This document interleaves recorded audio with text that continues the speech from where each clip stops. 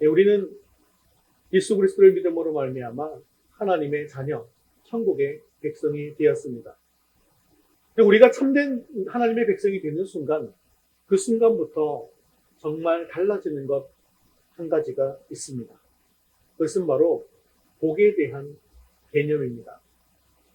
물질적인 복과 이 세상적인 복의 범주에서 절대로 벗어나지 못하는 것이 우리 인간이고 그 인간의 한계라고 할 수 있죠. 하지만 이랬던 인간이 예수님을 만나는 순간 복에 대한 개념이 달라지게 된다는 것이죠. 보이지 않는 하늘의 복이지만 이것을 통해서 우리는 힘을 얻게 되어지고 능력을 얻게 되어지고 이 복을 통해서 감격을 하게 되는 것이죠. 바로 이것이 세상 사람들이 도무지 이해할 수 없는 그리스도인의 참된 변화의 모습이다라고 이야기할 수 있습니다. 사실 그리고 이런 모습이 분명할 때 우리는 세상에 나아가서 담대하게 복음을 증거할 수가 있게 되는 것이죠. 그렇기 때문에 오늘 바울은 교회의 본질에 대해서 이야기를 시작하면서 가장 먼저 복의 개념에 대해서 우리에게 말씀하고 있는 것입니다. 우리가 당연히 바라고 소망해야 할 하나님의 복이라고 하는 것은 이 땅에 있는 것이 아니라 하늘에 속한 신령한 복이라는 것이죠. 이것을 바꾸어 말하면 예수님을 통해서 우리에게 주어진 복이라고 하는 것은 땅에 속한 물질적인 복은 아니다라는 것입니다.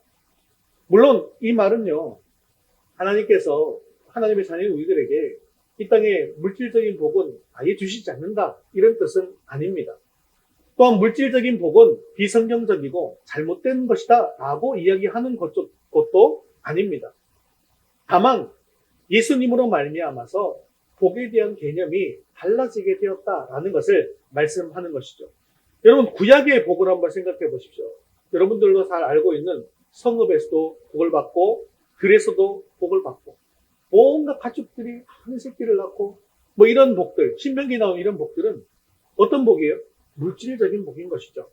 그죠? 그런데 이것은 구약의 이 물질적인 복의 개념에서 신약시대에 와서는 복의 근원이신 예수님을 통해서 이제는 하늘의 복을 받게 되었다라는 것을 말씀하고 있는 것이죠. 이게 과연 무슨 뜻일까요? 여러분 한번 생각해 보세요. 내 손에 내가 좋은 것을 두 손 가득 움켜쥐고 있다고 한번 생각해 보십시오.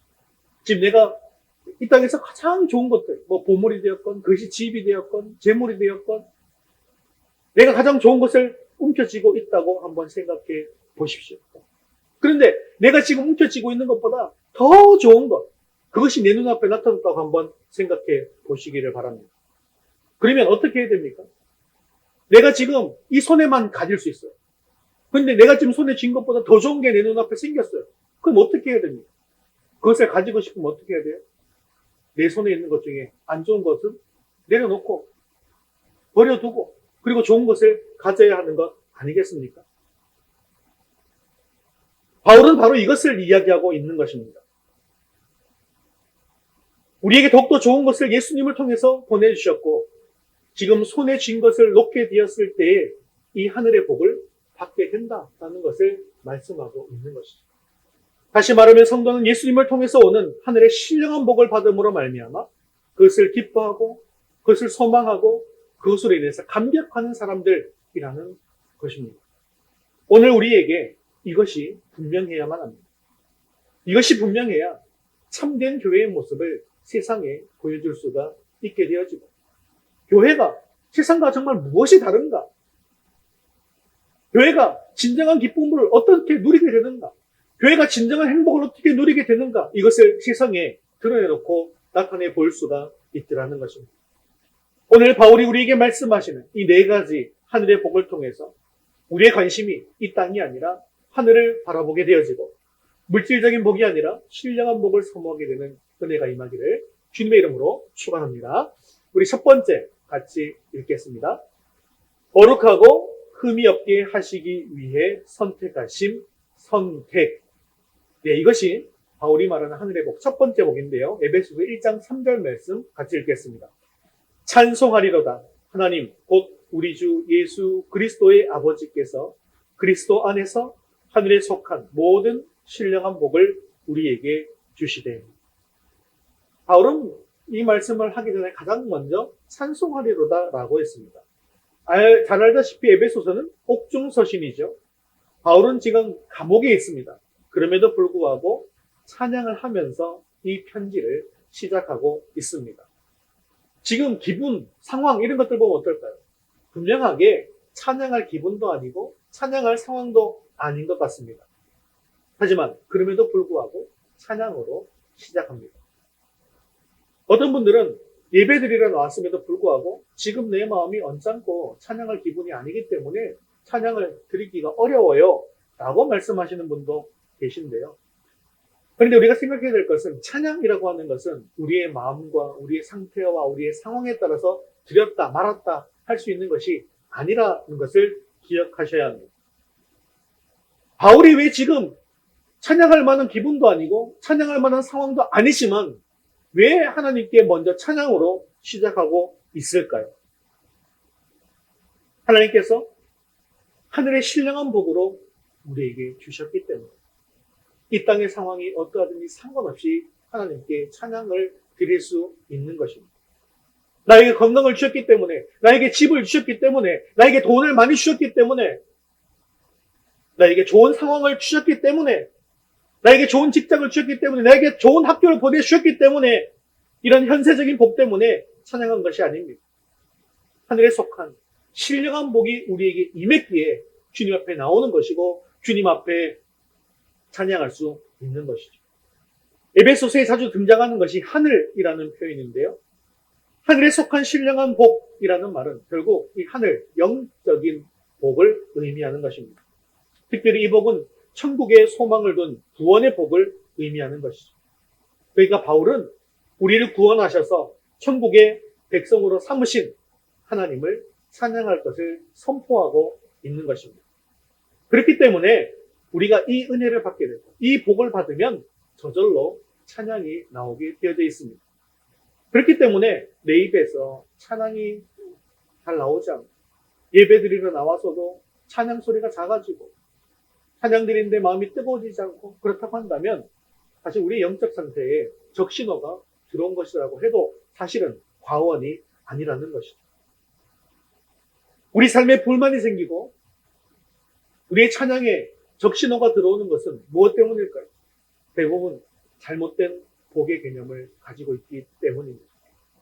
하나님이 원하시는 것보다 내가 원하는 복을 하나님께 구하고 그것을 받아야만 내 마음이 좋아지기 때문에 이런 일이 벌어지더라는 것이죠. 그래서 사도 바울은 골로새서 3장 2절 말씀에 위의 것을 생각하고 땅의 것을 생각하지 말라고 했습니다. 그러므로 하늘에 속한 복과 하늘에 속한 은혜를 사모하면서 하나님 앞으로 나아가시기를 바랍니다. 우리가 하나님의 은혜를 깊이 묵상하면 우리 입에서 찬양이 흘러나옵니다. 다윗과 같이 평생 찬양하면서 하나님을 높이는 삶을 살아가는 저와 여러분 되시기를 주님의 이름으로 축원합니다. 자, 그렇다면 이 하늘의 복, 이것은 어떻게 받을 수가 있는 것입니까? 오늘 본문에 보니까 그리스도 안에서라고 했습니다. 그런데 이 그리스도 안에서라고 하는 표현은요, 여러분 바울 서신을 보다 보면 너무나도 자주 나오는 표현인 것을 알 수가 있습니다. 바울 서신에서만 총 164번이나 기록되어져 있고요. 오늘 우리 짧은 본문이잖아요. 이 본문 안에서도 6번이나 반복되고 있습니다. 이 반복하고 있다는 말은 뭘까요? 그만큼 중요하다라는 것이죠. 그런데 이 말씀이 무슨 뜻입니까? 하늘에 속한 이 신령한 복을 받기 위해서 우리는 어디 안에 있어야 한다는 거예요? 그리스도 안에 있어야 한다는 거예요. 그리고 우리가 너무나 그리스도 안에 있지 않으려고 하기 때문에 이것을 계속해서 강조하고 있다는 것도 여러분 생각해 보셔야 한다는 것입니다. 자, 그런데 사실은요, 그리스도 안에 있다라는 말은 어디서 시작하는 것입니까? 우리가 예수님을 주님으로 고백하는 그 순간에 우리는 그리스도 안에 들어가게 되었다라는 것이죠. 그러니까 결국 우리가 예수님을 주님으로 영접하는 그 순간부터 엄청난 축복을 얻을 자격을 얻게 되었다는 것입니다. 그리고 이것이 바로 하나님의 자녀된 권세인 것이죠. 여러분은 내가 그리스도 안에 있다는 사실을 믿으십니까? 만약에 믿는다면 여러분들은 하늘에 속한 신령한 복을 받은 사람입니다. 그래서 이 하늘에 속한 복을 받은 사람들의 구체적인 내용이 어떤 것인가에 대해서 바울은 이야기하고 있는데 4절 말씀 같이 읽겠습니다. 곧 창세전에 그리스도 안에서 우리를 택하사 우리로 사랑 안에서 그 앞에 거룩하고 흠이 없게 하시려고. 아멘. 하늘에 속한 신령한 복, 오늘은 네 가지를 살펴볼 텐데 그 첫 번째 복이 등장합니다. 그 첫 번째 복은 하나님께서 우리를 선택하셨다라는 사실입니다. 그리고 하나님의 선택은 전적으로 하나님의 은혜의 선물이라는 것이죠. 우리가 선택만을 받을 만한 그런 가치가 있어서 그 조건을 충족해서 선택받은 것이 아닙니다. 이것은 우리 행위에 의해서 결정된 것이 아니라는 것이죠. 오로지 하나님의 일방적인 은혜를 통해서 결정된 것입니다. 그런데 이 선택이라는 것이 참 기묘합니다. 우리가 보통 사람을 선택할 때 어떻게 합니까? 우리가 작년, 올해를 이렇게 지나면서 선거라는 걸 2번 했지 않습니까? 대통령 선거 했고, 지방선거, 이런 것들을 했습니다. 대통령 선거이든, 지방선거이든, 국회의원 선거이든, 이 선거를 하기 위해서는 반드시 이 후보자가 있어야 합니다. 그리고 이 후보자들은 공약을 내걸고, 과거의 행적을 언론이 점검하게 되는 것이죠. 그러면서 선거를 하는 사람들은 그 됨됨이를 점검하고, 선택받기 합당한 사람을 최종적으로 선택하게 됩니다. 공직자, 고위공직자를 임명할 때는 또 어떻습니까? 후보들을 선정해 놓고 그 후보들 중에 한 명을 합당한 사람을 잘 택해서 선택을 하죠. 근데 그것으로 끝나지 않지 않습니까? 국회에서 청문회라는 걸 합니다. 그래가지고 이 사람이 이 자리에 합당한 사람인가? 도덕적으로는 결함은 없는가? 범죄를 저지르진 않았는가? 깨끗한 사람인가? 능력은 있는 사람인가? 이것을 철저하게 검증하고 난 뒤에 그 사람을 선택해서 세우는 것이죠. 그런데요, 우리가 하나님으로부터 선택받은 그 시기가 언제라고 오늘 본문은 말씀하고 있습니다. 그 시기가 바로 창세 전이라고 합니다. 예수님이 십자가에서 속량하신 이유가 아닙니다.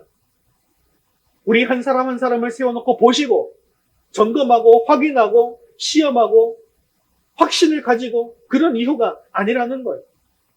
우리의 능력을 살펴보고 하나님을 향한 충성 맹세를 들어본 이유도 물론 아닙니다. 우리에 대한 하나님의 선택은 창세 전에 이미 있었다는 것이죠. 참 이것은 신비로운 것이기 때문에 이 선택의 과정이 어떻게 이루어졌는가, 이것은 우리가 알 수가 없습니다. 또한 이것이 어떻게 이루어진 것인가 우리 이성으로 판단할 수는 결코 없는 것입니다. 왜 우리가 모르느냐? 하나님의 일인데 성경이 이것에 대해서 말씀하고 있지 않기 때문입니다. 하지만 이것은 분명한 사실이라는 것이죠. 또한 우리 입장에서는 참으로 다행스러운 일인데 불신자 입장에서 보면 참 기가 막힐 노릇일 수도 있습니다. 하지만 우리는 이것을 분명하게 알고 있으셔야 합니다.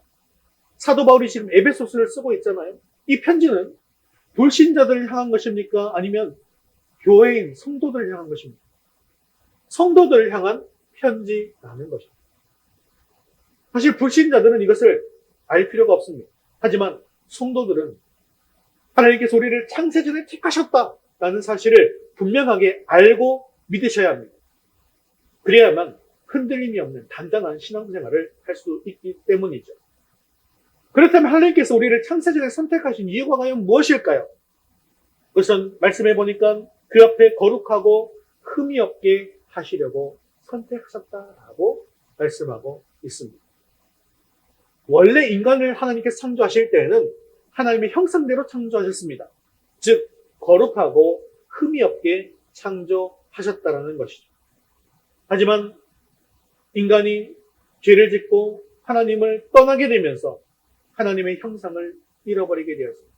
그리고 죄인이 되고 말았습니다.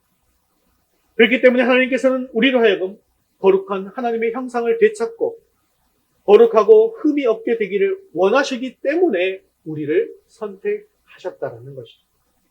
그렇다면 우리는 이 말씀을 통해서 우리를 선택하신 하나님께서 우리를 향해서 어떤 기대를 가지고 계신가라는 것을 알 수가 있습니다. 그것은 바로 선택된 성도인 우리들의 변화된 삶의 모습이라는 것이죠. 단지 구원받은 하나님의 백성으로서만 사는 것이 아니라 남은 시간 변화된 삶을 살도록 하기 위해서 선택하신 거라는 것입니다.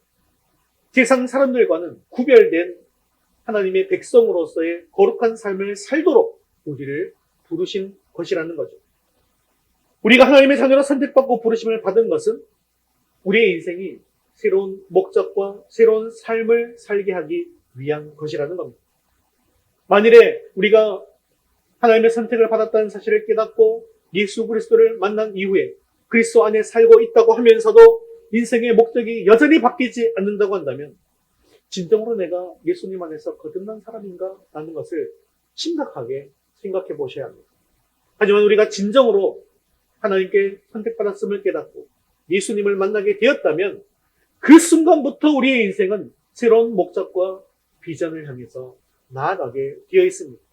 지금까지 달려왔던 헛된 야망들을 사도 바울과 같이 배설물처럼 여기고 오직 주 안에서 하나님을 높이기 위한 삶을 살기 위한 마음을 함께 되어서 이끌어가는 것입니다. 이것이 바로 진정한 거듭남입니다. 사랑하는 성도 여러분, 이제 주님의 뜻에 따라서 주님의 부르심에 합당한 삶을 살 수 있기를 바랍니다. 그래서 선택받은 우리 교회가 하나님의 뜻에 따라 구별되어 변화된 삶을 살아가는 거룩한 하나님의 백성이 되기를 주님의 이름으로 축원합니다. 우리 두 번째 같이 읽겠습니다. 예정하사 자기의 아들들이 되게 하신 예정. 5절 말씀 같이 읽겠습니다. 그 기쁘신 뜻대로 우리를 예정하사 예수 그리스도로 말미암아 자기의 아들들이 되게 하셨으니. 우리말 성경에는 4절에 있는 사랑 안에서라는 표현이 5절과는 전혀 상관이 없는 것처럼 보여집니다. 하지만 원문에는 이 사랑 안에서라는 표현이 5절에 예정하사라는 말에 함께 걸려 있습니다. 즉 하나님께서 우리를 예정하신 동기가 무엇 때문인가 하면 하나님의 사랑 때문이었다라는 것이죠. 하나님께서 우리를 선택하신 목적은 우리로 하나님 앞에서 거룩하고 흠이 없는 단계까지 이르게 하시려는 것이다 라고 했죠. 그런데 그것을 어디까지나 사랑으로 하신다는 것입니다. 사랑으로 가르치시고 사랑으로 이해하시고 사랑으로 용서하시고 사랑으로 참으시고 사랑으로 깨우치고 알게 해 주신다라는 것입니다. 이 사랑이 있었기 때문에 인간이 죄악에 빠져서 멸망의 길을 걸어가고 있었을 때에도 구원하시기로 선택하시고 또한 예정하셨던 것입니다. 그래서 하나님은 우리를 기쁘게 선택하셨습니다. 왜 말도 안 듣고 죄를 짓는 이 못된 인간들을 예정하시면서 하나님은 기뻐하시고 있는 것일까요? 그것은요, 사랑하는 마음이 있으니까 그저 기쁜 것입니다. 바로 그것이 하나님이 우리를 사랑하셔서 기쁘신 뜻대로 우리를 예정하셨다라는 말씀의 의미라는 것입니다. 그렇습니다. 저와 여러분은 참으로 특별한 존재들입니다. 태초부터 하나님의 사랑을 받은 사람들입니다. 스바냐서를 읽어보시면 그 백성, 이스라엘 백성들이 하나님을 떠나서 어떤 각종 죄악들을 짓고 우상들을 숨기고 하나님을 반역하는 삶을 살아가고 있었습니다. 그럴 때 하나님께서 선지자들을 보내셔서 이스라엘 백성들을 향해서 심판과 멸망의 메시지를 보내셨습니다. 그런데 이 스바냐서에서 심판과 멸망의 메시지만 선포하는 것이 아닙니다. 스바냐 마지막 부분에 가면 하나님께서 이렇게 놀랍게 말씀하시는 모습을 볼 수가 있는데 스바냐 3장 17절 말씀 같이 읽겠습니다. 너의 하나님 여호와가 너희 가운데 계시니 그는 구원을 베푸실 전능자이시라.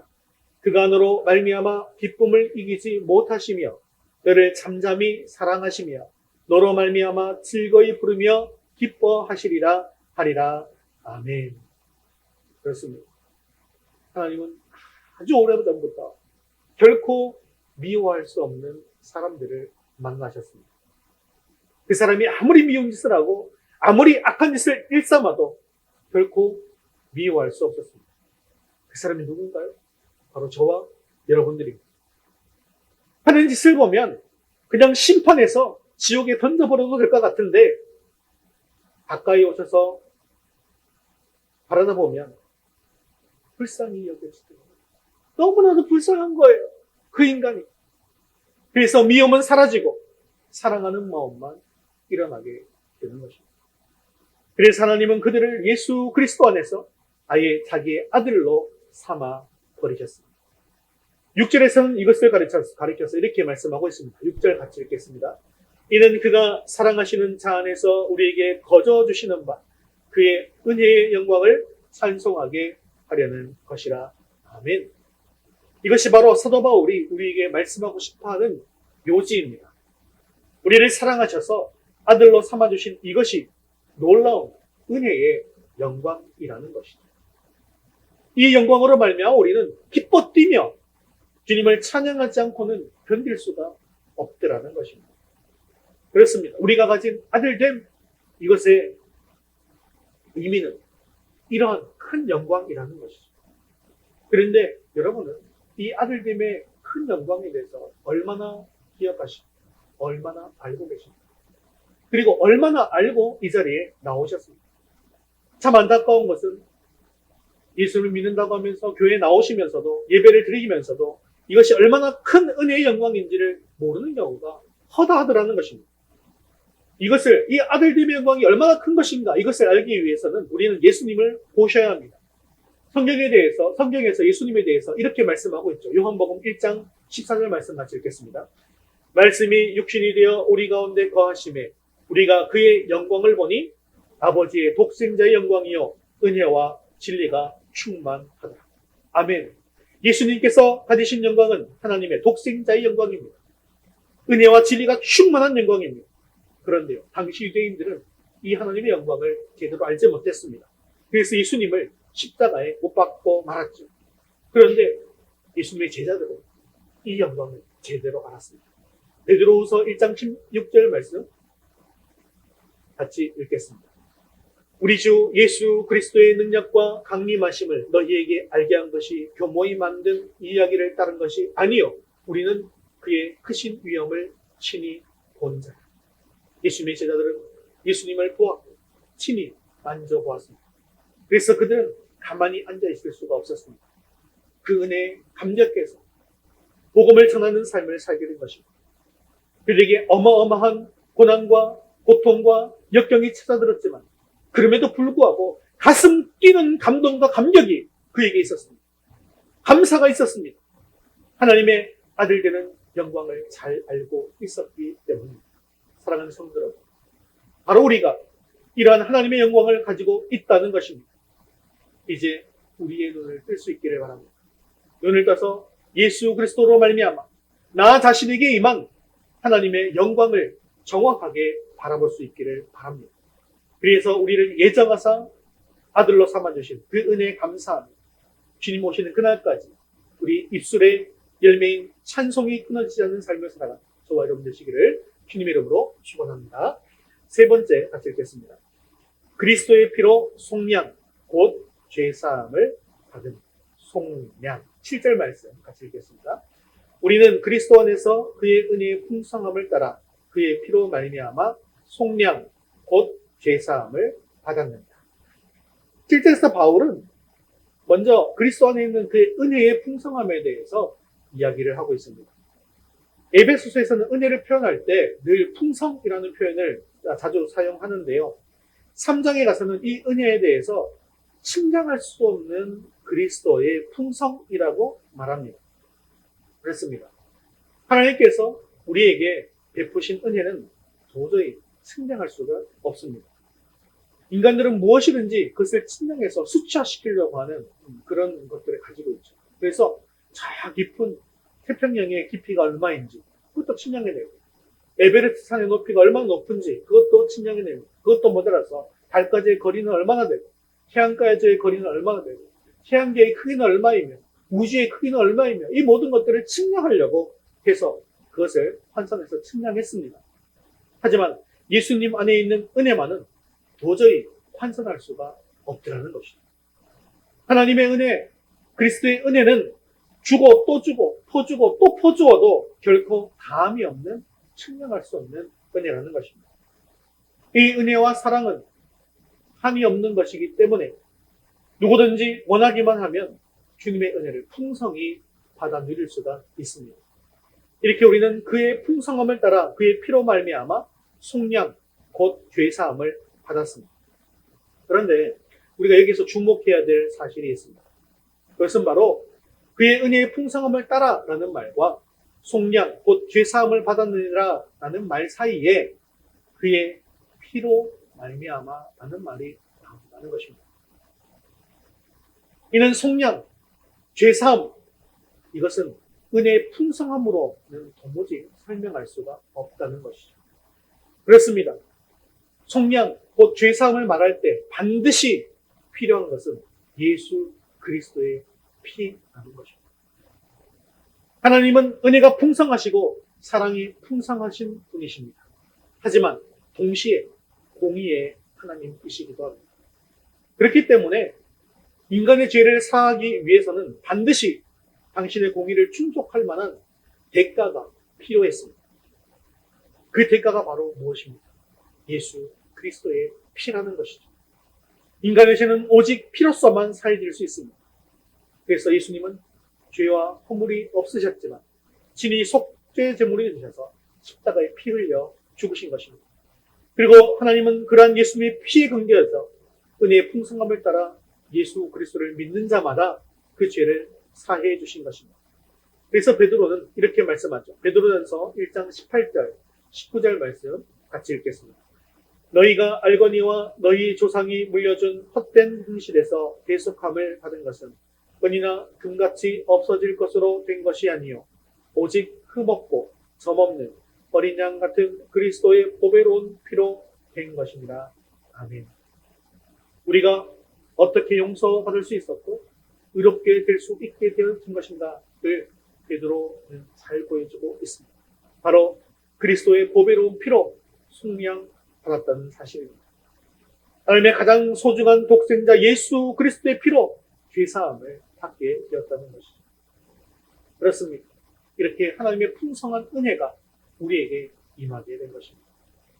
하나님이 지불하신 대가는 너무나 완벽해서 사단조차도 항의할 수가 없는 완전한 속량이었습니다. 우리가 받은 구원이 바로 이런 구원이라는 것이죠. 그러므로 우리가 죄사함을 생각할 때 또한 하나님의 풍성하신 은혜를 생각할 때 무지하신 예수님의 피의 희생을 생각하셔야 한다는 것이죠. 그래서 우리가 구속의 은혜를 생각할 때 기뻐하면서도 눈물을 흘리는 이유가 바로 여기에 있는 것입니다. 불신자들 중에 어떤 분들은 죄 용서받고 구원받아 천국 가는 것이 예수님을 믿기만 하면 된다는데 이게 너무나 쉬운 방법이기 때문에 의심이 된다.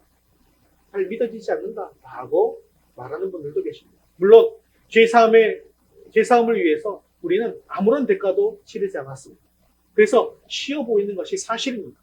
하지만 그 사실 이면에는 예수 그리스도의 피의 희생이라는 엄청난 대가가 있었기 때문에 우리가 죄사함을 받게 된 것입니다. 그러므로 우리는 이 죄사함이 엄청난 사건임을 기억하시고 그 놀라운 은혜와 사랑에 감격하여 찬양하며 하나님께 감사를 올려드리는 저와 여러분 되시기를 주님의 이름으로 축원합니다. 우리 네 번째 같이 읽겠습니다. 모든 지혜와 총명을 주심 구원의 비밀. 8절 말씀 같이 읽겠습니다. 8절 말씀 같이 읽겠습니다. 이는 그가 모든 지혜와 총명을 우리에게 넘치게 하사. 그러면 인간에게 반드시 필요한 복이 무엇일까라고 여러분 생각하십니까? 지금까지 배웠던 것이죠. 예수 믿고 거듭나서 죄 사함 받고 천국의 백성이 되는 것입니다. 그런데 이것을 어떻게 받을 수 있느냐는 거예요. 이것은 우리의 지혜와 우리의 노력으로 될 수 있는 문제가 아닙니다. 인간은 하나님께서 그냥 놔두시면 절대로 그냥 저절로 돌아올 수 있는 그런 존재가 아닙니다. 죄인들입니다. 그렇기 때문에 죄인인 인간이 하나님께로 돌아오게 하기 위해서 반드시 필요한 것은 하나님의 계시인 것이죠. 하나님께서 알려주셔서 우리 마음에 임하시고 깨닫게 해주시지 않으시면 안 된다는 것입니다. 우리가 예수님을 믿게 된 것은 하나님께서 우리 마음에 들어오셔서 우리를 하여금 믿게 해주셨기 때문입니다. 내가 구원이 필요해서 하나님 앞에 나아간 것이 아니라는 거죠. 그렇기 때문에 이것이 우리에게 복이 되는 것입니다. 나에게 구원의 필요를 알게 하시고 내가 죄인됨을 깨닫게 하시고 구원받을 수 있는 방법을 알게 하신 이 모든 것이 복이라는 것이죠.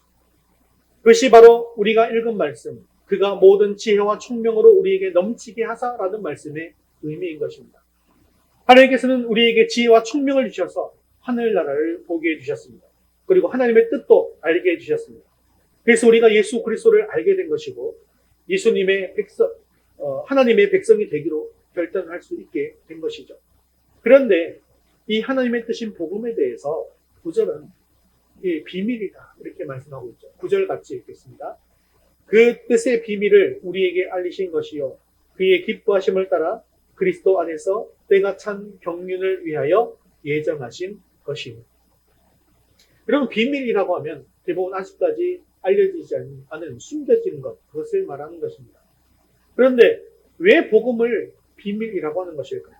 로마서 16장 25절은 이렇게 이야기하고 있습니다. 나의 복음과 예수 그리스도를 전파함은 영세전부터 감추어졌다. 그렇습니다. 복음은 영세전부터 깊이 간직되고 감추어졌던 비밀이었습니다. 그랬던 비밀이었던 그것이 신약에 이르러서 예수 그리스도로 인해서 우리에게 나타나게 된 것이죠. 그래서 이제 성도들에게 있어서 이 복음이라고 하는 것은 비밀이 아닙니다. 그런데 우리가 또 알아야 하는 것이 있습니다. 2000년 전에 이미 복음이신 예수님께서 우리에게 나타나셨는데요. 그 이후에도 복음은 여전히 비밀의 성격을 띠고 있더라는 것입니다. 왜 그럴까요? 사실 예수님이 십자가에 달릴 일은요, 저 시골 한 구석에서 은밀하게 되어진 일이 아닙니다. 이스라엘의 수도 예루살렘에서 그것도 유대의 최대 명절인 6월절에 인파가 가득한 곳에서 모세가 광야에서 뱀을 든 것처럼 모든 사람이 볼 수 있도록 십자가에 높이 달리셨습니다. 그리고 이 사실은요, 또 이스라엘 예루살렘에서 끝난 것이 아니라 만방에 전파되었습니다. 그런데요, 놀랍게도 모든 사람이 다 믿지는 않았다는 것입니다. 오히려 극소수의 사람만이 믿었습니다. 그런데 그들이 믿게 된 것은 무엇 때문입니까? 하나님께서 주신 그의 지혜와 총명으로 말미암아 비밀에 속한 복음을 알게 하고 받아들여서 믿게 된 것입니다. 왜 우리에게 이런 능력이 생기게 되었습니까? 우리가 똑똑해서 우리가 능력이 많아서 생긴 것입니까? 아닙니다. 인간의 지식이 높을수록 과학이 발달하면 발달할수록 오히려 더 깨닫지 못합니다. 왜냐하면 복음은 눈이 있어도 보지 못하고 귀가 있어도 듣지 못하는 하나님의 비밀이기 때문이십니다. 그래서 예수님도 귀 있는 자들은 듣지어다라고 말씀하신 것입니다. 하지만 하나님께서는 우리를 예정하사 복음의 비밀을 알고 구원에 이를 수 있도록 지혜와 총명을 베풀어 주셨습니다. 사랑하는 성도 여러분, 우리를 예정하시고 선택하셔서 그리스도의 보혈로 말미암아 속량하시고 하나님의 자녀 삼아 주신 그 하나님의 높으신 은혜를 찬양하고 감사하는 여러분 여러분 될 수 있기를 바랍니다. 그리고 이제 우리는 하나님께서 주신 지혜와 총명을 가지고 세상에 나아가서 이 복음의 비밀을 담대하게 증거할 수 있게 되었습니다. 주님의 이름으로 축원합니다. 말씀을 맺겠습니다. 오늘 말씀은 하나님이 우리에게 주신 복 4가지에 대해서 말씀하고 있습니다. 첫째로 우리를 거룩하고 흠이 없게 하시기 위해서 창세전에 선택하신 복입니다. 두 번째 복은 우리를 사랑 안에서 예정하사 자기의 아들로 삼으신 복입니다. 세 번째 복은 그리스도의 피로 속량 곧 죄사함을 받게 하신 복입니다. 그리고 네 번째는 이 구원의 은혜를 알수 모든 지혜와 총명을 주신 복입니다. 선택하심, 예정하심, 속량하심, 그리고 구원의 비밀을 깨닫게 하심은 인간에게 주어진 가장 중요한 복입니다. 이 하늘에 속한 신령한 복 4가지를 온전하게 누리는 사람이 진정으로 복된 사람입니다. 저와 여러분 모두가 이 하늘의 신령한 복을 온전히 누림으로 말이야 하나님의 백성으로 기쁨으로 감사함으로 살아가 복음을 잘 전할 수 있는 있게 되어지기를 주님의 이름으로 축원합니다.